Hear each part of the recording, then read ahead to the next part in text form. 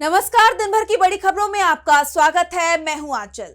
आज इस बुलेटिन में बात होगी केरल में सीएम की शपथ की, बंगाल चुनाव पर पूर्व चुनाव आयुक्त के सवालों की, देखेंगे सुप्रीम कोर्ट ने अपने ही फैसले पर क्यों उठाए सवाल, क्या अलग होंगे बीजेपी और जेडीयू के रास्ते, जानेंगे नीट मामले में कैसे घिरी मोदी सरकार का पेपर लीक का भांडा जो आया है, टूट गया है, ये सभी लोग बीजेपी से संबंधित। और बुलेटिन के आखिर में देखेंगे जाने माने कार्टूनिस्ट इरफान की किस खबर पर पड़ी तिरछी नजर। लेकिन दिन भर की तमाम बड़ी खबरों से पहले एक नजर आज की सुर्खियों पर। रुपए में गिरावट बरकरार, डॉलर के मुकाबले 96.35 पर आया रुपया, विपक्ष ने सरकार पर साधा निशाना। फलता में रीपोलिंग से पहले कलकत्ता हाईकोर्ट पहुंचे टीएमसी उम्मीदवार जहांगीर खान, अपने खिलाफ दर्ज मामलों में की सुरक्षात्मक राहत की मांग, 25 मई तक गिरफ्तारी से मिली छूट। उत्तर प्रदेश में 70,000 शिक्षक भर्ती की मांग को लेकर सड़कों पर पेट के बल रेंग कर युवाओं का प्रदर्शन, कहा सरकार ने हमें कीड़ा समझ लिया है इसलिए रेंग रहे। यूपी कांग्रेस बोली ये बीजेपी सरकार का सबसे शर्मनाक चेहरा। पत्रकारों पर भड़के केंद्रीय मंत्री हरदीप पुरी, यूपी कांग्रेस ने घेरा, कहा बैठक में ऐसा क्या छिपाना था। वाराणसी में दिशा कमेटी की बैठक की फोटो वीडियो बना रहे थे पत्रकार। और हरे निशान पर बंद हुआ शेयर बाजार, 77 अंकों की तेजी के साथ 75,315 पर बंद हुआ सेंसेक्स, जबकि 6 अंकों के उछाल के साथ 23,649 पर बंद हुआ निफ्टी। ये तो थी सुर्खियां, अब बात आज की सबसे बड़ी खबर की। केरलम विधानसभा चुनाव में बम्पर जीत हासिल करने के बाद अब यूडीएफ गठबंधन ने सरकार गठन का काम भी पूरा कर लिया है। वीडी सतीशन सीएम बन गए हैं। मुख्यमंत्री ने पूरी कैबिनेट के साथ शपथ ली है। इस दौरान कांग्रेस सांसद राहुल गांधी और प्रियंका गांधी भी मौजूद रहे। तो केरलम में क्या है कांग्रेस की रणनीति, जानने के लिए देखिए ये रिपोर्ट। केरलम में विधानसभा चुनाव के बाद सरकार गठन की प्रक्रिया अब पूरी हो गई है। कांग्रेस नेता वीडी सतीशन ने पार्टी अध्यक्ष मल्लिकार्जुन खड़गे, कांग्रेस सांसद राहुल गांधी और प्रियंका गांधी की मौजूदगी में सीएम पद की शपथ ली। शपथ ग्रहण समारोह में हजारों यूडीएफ कार्यकर्ता शामिल हुए। सीएम सतीशन के साथ 20 कैबिनेट मंत्रियों ने भी शपथ ली। इसमें 14 विधायकों ने पहली बार मंत्री पद की शपथ ली है। राज्यपाल राजेंद्र विश्वनाथ अर्लेकर ने सभी को शपथ दिलाई। सतीशन के मंत्रिमंडल में 2 महिलाएं और अनुसूचित जाति समुदाय के 2 सदस्य शामिल हैं। कांग्रेस ने स्पीकर और डिप्टी स्पीकर पद अपने पास रखे हैं। तिरुवंचूर राधाकृष्णन को विधानसभा स्पीकर और शनिमोल उस्मान को डिप्टी स्पीकर पद दिया जाना तय कर लिया गया है। अब 22 मई को विधानसभा अध्यक्ष का चुनाव होगा। राज्यपाल का नीतिगत संबोधन 29 मई को निर्धारित है और राज्य का बजट 5 जून तक पेश किए जाने की संभावना है। शपथ लेने के बाद जब सतीशन राहुल के पास गए तो उन्होंने गले लगाकर बधाई दी, जिसके बाद उन्होंने खड़गे, सीएम सिद्धरामैया, सीएम रेवंत रेड्डी, कांग्रेस महासचिव वेणुगोपाल, पूर्व सीएम पिनरई विजयन, सीएम सुक्खू और डीके शिवकुमार से भी मुलाकात की। राहुल गांधी ने इस जीत के लिए लोगों का और पार्टी नेताओं का धन्यवाद करते हुए एक्स पर पोस्ट भी किया है। उन्होंने लिखा, केरल के लोगों ने इस सरकार के लिए लड़ाई लड़ी है, उनकी आवाज इसे रास्ता दिखाएगी। बीडी सतीशन जी और पूरी कैबिनेट को बहुत बहुत बधाई, जो अब हर केरल वासी की आवाज को रिप्रेजेंट करेंगे। केसी वेणुगोपाल जी का धन्यवाद, जिन्होंने इस कैंपेन को सबसे आगे रहकर लीड किया। ये जीत हर यूडीएफ वर्कर और डिजिटल वॉरियर की है, जिन्होंने इस कैंपेन के दौरान बिना थके कुर्बानी दी। काम अब शुरू होता है। वहीं पीएम मोदी ने भी केरल के मुख्यमंत्री सतीशन को बधाई देते हुए उन्हें केंद्र सरकार से हर संभव मदद का भरोसा दिलाया। हालांकि दक्षिण के राज्यों के लिए केंद्र से सहयोग बड़ी चुनौती मानी जाती है, लेकिन फिलहाल पीएम मोदी के शब्दों से केंद्र और राज्य के बीच बेहतर संबंध की उम्मीद की किरण जगी है। शपथ लेने के बाद सीएम सतीशन ने पहली कैबिनेट की बैठक भी ली, जिसमें कई अहम फैसले लिए, जिसके तहत 15 जून से महिलाएं केएसआरटीसी की बसों में मुफ्त यात्रा कर सकेंगी। राज्य के बुजुर्गों के लिए एक विशेष विभाग बनाने की घोषणा की गई। आशा कार्यकर्ताओं का मानदेय 3,000 रुपए बढ़ाया गया है। 2023 में नव केरल यात्रा के दौरान युवा कांग्रेस नेताओं पर हुए हमले की जांच के लिए एसआईटी का गठन किया गया है। राज्य की वित्तीय स्थिति और राजकोष पर एक श्वेत पत्र जारी किया जाएगा। यानी यूडीएफ सरकार के गठन के साथ ही एक्शन मोड में आ गई है। अब देखना ये होगा कि सतीशन का ये कार्यकाल केरलम में क्या बदलाव लेकर आता है। केरल की राजनीति पर सभी की नजरें बनी हुई हैं, तो निगाहें पश्चिम बंगाल पर भी हैं। बंगाल विधानसभा चुनाव को लेकर विवाद बढ़ता दिखाई दे रहा है। ममता बनर्जी के बाद अब देश के पूर्व चुनाव आयुक्त अशोक लवासा ने भी इस पर सवाल खड़े कर दिए हैं, जिसके बाद चुनाव आयोग बुरी तरह से घिर गया है। तो क्या कुछ कहा है पूर्व ईसी ने, जानेंगे इस रिपोर्ट में। चुनाव आयोग की कार्यशैली गंभीर सवालों के घेरे में आ गई है। विपक्ष तो पहले से ही उसकी निष्पक्षता पर सवाल उठा रहा है और अब देश के पूर्व चुनाव आयुक्त अशोक लवासा ने भी देश में हो रहे चुनावों पर गंभीर चिंता जाहिर की है। उन्होंने पश्चिम बंगाल में जो हुआ उसका जिक्र करते हुए एसआईआर को साफ शब्दों में गलत करार दिया है, जिसके बाद चुनाव आयोग पर विपक्ष के आरोपों को और बल मिल गया है। अशोक लवासा ने अंग्रेजी अखबार द हिंदू में छपे अपने लेख में पश्चिम बंगाल विधानसभा चुनाव का उदाहरण देते हुए कहा कि हो सकता है कि एंटी इनकम्बेंसी ने वोटरों की पसंद पर असर डाला और जीतने वाली पार्टी ने अपनी शानदार जीत के लिए असरदार कैंपेन चलाया। फिर भी चुनाव प्रक्रिया की निगरानी, दिशा और नियंत्रण देने के लिए संवैधानिक रूप से नियुक्त अंपायर के खिलाफ पक्षपात के आरोपों से इसका प्रदर्शन खराब हुआ है। इस नतीजे को वोटर रोल के स्पेशल इंटेंसिव रिवीजन यानी SIR से जोड़ा जा रहा है। एनालिस्ट ने चुनाव क्षेत्र के हिसाब से डेटा पेश किया है, जिसमें जीत के अंतर से ज्यादा वोटरों के नाम हटाए गए हैं, जिससे पता चलता है कि SIR के बिना नतीजा अलग हो सकता था। यानी उन्होंने भी नतीजों पर SIR के असर को माना है, साथ ही अंपायर यानी चुनाव आयोग की निष्पक्षता का मुद्दा उठाया है।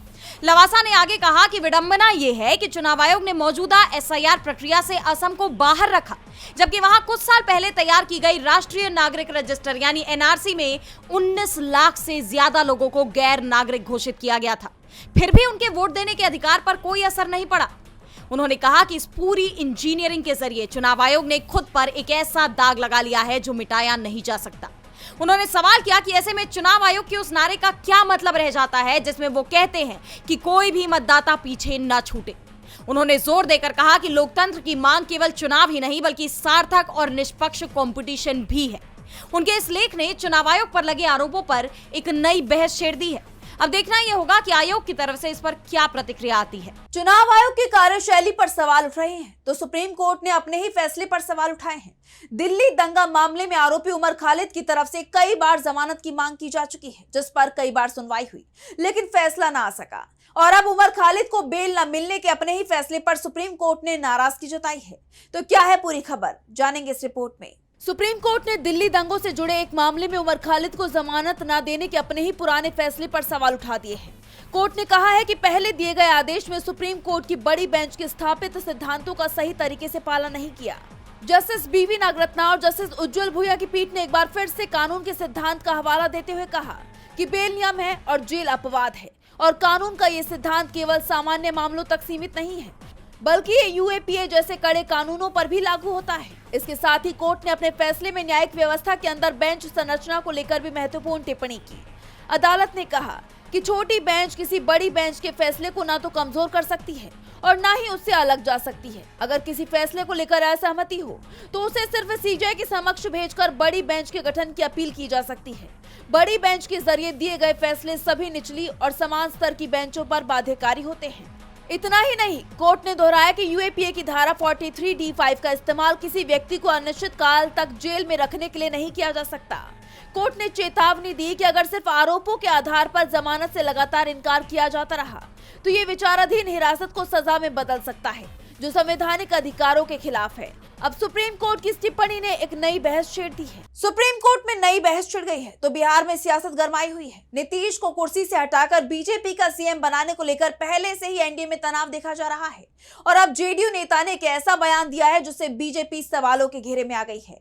एनडीए में टूट होती हुई दिखाई दे रही है। तो क्या है पूरी खबर, जानने के लिए देखिए रिपोर्ट। जेडीयू के वरिष्ठ नेता आनंद मोहन ने नीतीश कुमार और जेडीयू को लेकर बड़ा बयान देकर बिहार की सियासत में हलचल बढ़ा दी है।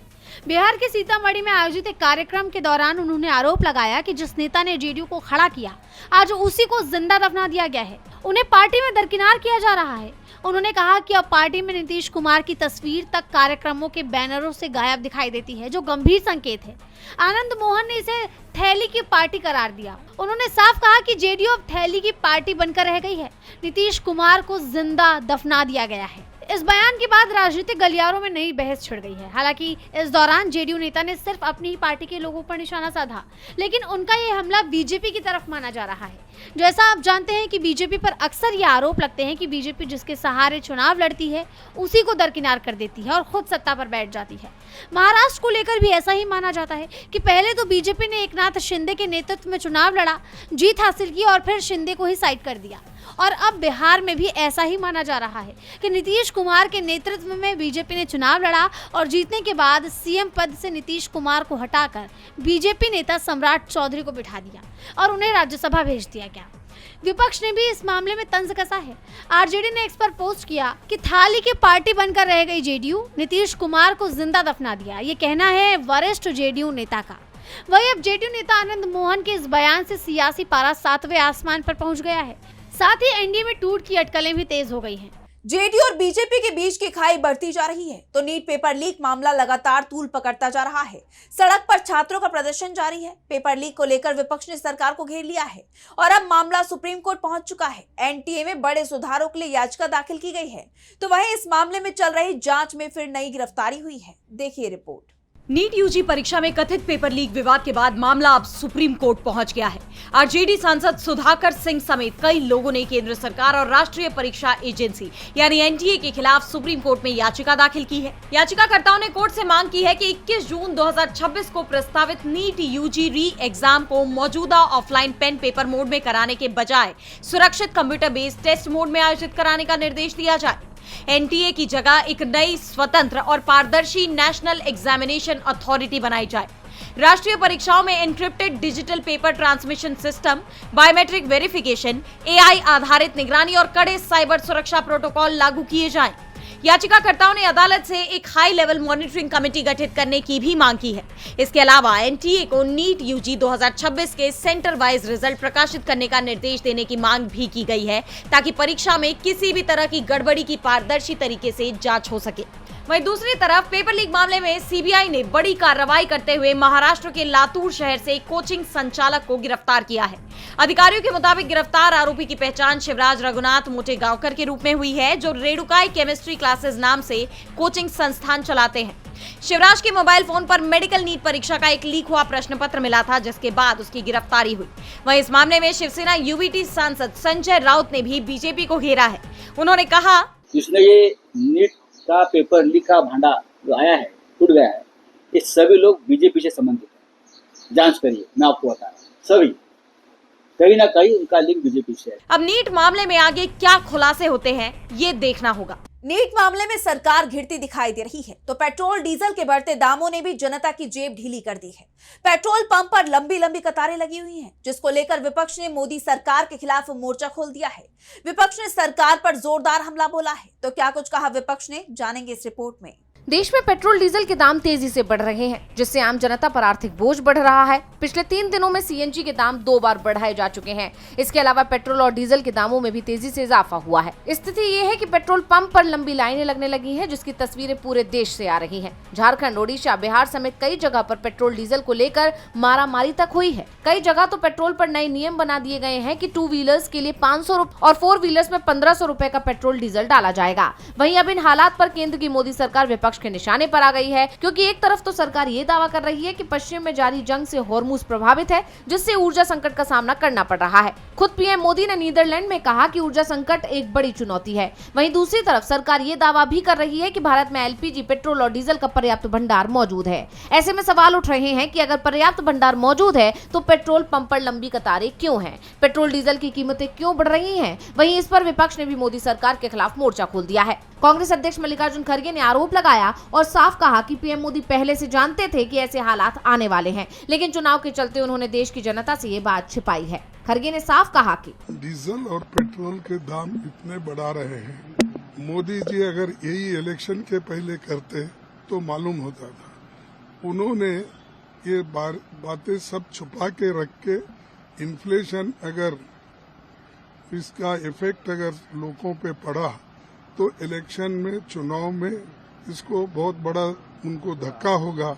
इसीलिए उन्होंने ये किया कि इलेक्शन के इमीडिएटली बाद में पेट्रोल, डीजल, गैस सबके दाम बढ़ा। खड़गे ने पीएम मोदी और बीजेपी में दूरदर्शिता की कमी भी बताई। यानी साफ है कि भले ही सरकार ये दावा कर रही हो कि स्थिति सामान्य है, लेकिन जमीनी हकीकत कुछ और ही तस्वीर दिखा रही है। मोदी सरकार विपक्ष के निशाने पर तो बनी है ही, लेकिन अब उसकी नीतियों पर विदेश में भी सवाल उठने लगे हैं। नीदरलैंड के पीएम रॉब जेटेन ने प्रेस की स्वतंत्रता और अल्पसंख्यकों के हालात पर बड़ा बयान दिया है। तो क्या कुछ कहा है नीदरलैंड के पीएम ने और क्या है ये पूरी खबर, जानने के लिए देखिए रिपोर्ट। पीएम मोदी इस समय 5 देशों के दौरे पर हैं, जिनमें यूएई, नीदरलैंड, स्वीडन, नॉर्वे और इटली शामिल है। इन देशों के साथ भारत अपने रिश्तों को और मजबूत करने की कोशिश में जुटा है, लेकिन इसी बीच नीदरलैंड से आया एक बयान राजनीतिक हलकों में चर्चा का बड़ा विषय बन गया है।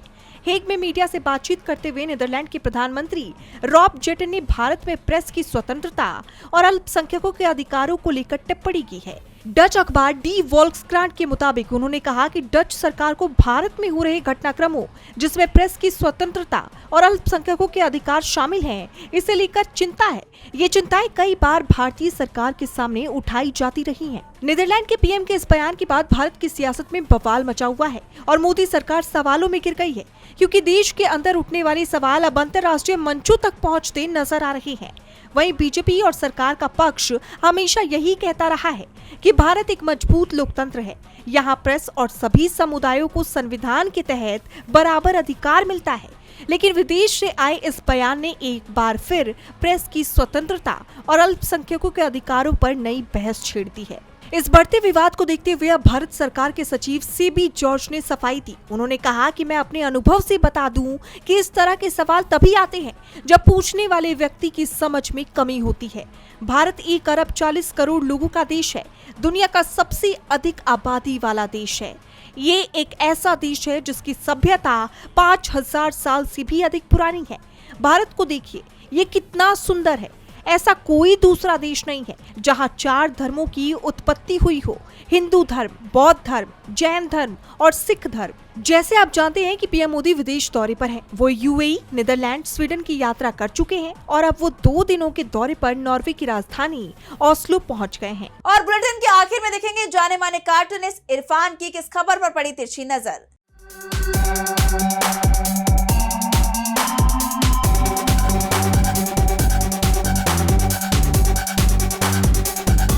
आंध्र प्रदेश के मुख्यमंत्री चंद्रबाबू नायडू ने घोषणा की है कि वो तीसरा बच्चा पैदा होने पर 30,000 रुपये देंगे और चौथा बच्चा पैदा होने पर 40,000 रुपये पैदा करने वाले परिवार को देंगे।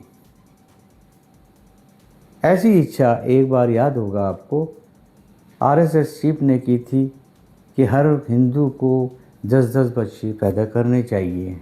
कहीं ऐसा करके चंद्रबाबू नायडू जी अपने इन प्यारों की मदद तो नहीं करने जा रहे हैं, उनकी इच्छा पूरी तो नहीं करने जा रहे हैं। ये वही चंद्रबाबू नायडू हैं जिन्होंने मोदी सरकार जब खड्डे में जा गिरी थी और 272 का बहुमत 400 पार तो क्या गई है, नहीं कर पाई थी, उसमें उसकी उन्होंने मदद की थी। और आज वही सरकार नेशनल हाईवे पर फर्राटे से सिर्फ इसलिए दौड़ रही है कि चंद्रबाबू नायडू जैसे लोग उसका समर्थन लगातार करते जा रहे हैं और कह रहे हैं कि अगर हम हैं तो सब मुमकिन है।